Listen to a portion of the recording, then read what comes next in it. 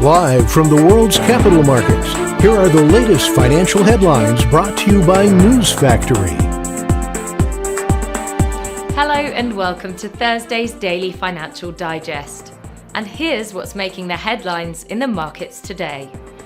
The Bitcoin-dollar pair plummeted 1.3% in the last session. The ROC is giving a negative signal. The euro-dollar pair corrected downwards in the last session, falling 0.1%.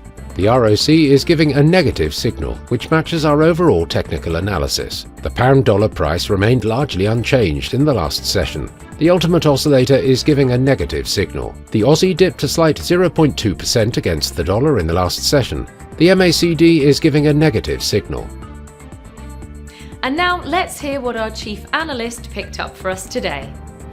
Shares of Donald Trump's Trump Media and Technology Group surged as much as 59% in their Nasdaq debut, lifted by the former US president's supporters and providing him a potential windfall as he grapples with the cost of several legal cases. Oil prices fell for a second day after a report that crude stockpiles in the United States, the world's biggest oil user, surged, and on signs major producers are unlikely to change their output policy at a technical meeting next week. Crypto exchange KuCoin saw about $1 billion in crypto withdrawals over 24 hours, and assets under management slumped 20% as the trading platform faced charges from US authorities.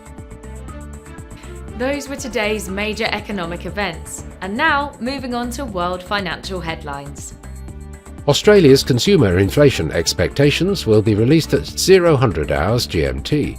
The UK's gross domestic product at 0700 hours GMT.